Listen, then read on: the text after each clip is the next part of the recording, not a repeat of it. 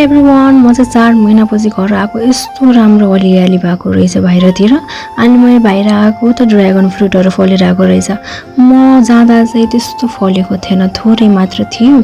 आउँदा त पुरा ड्र्यागन फ्रुटहरु हैन जताततै फलिरहेको रहेछ जताततै हरियाली मात्र ड्र्यागन फ्रुटहरु मात्र यस्तो रहर लाग्दो थियो के सबैतिर चाँडैतिर हैन छतमा रोपेको थियौं हामीले चाहिँ ड्र्यागन फ्रुटहरु अनि त्यसपछि यता फूलहरु पनि फुलिरहेको थियो उता फल्दै थियो कतै पाकिसकेको थियो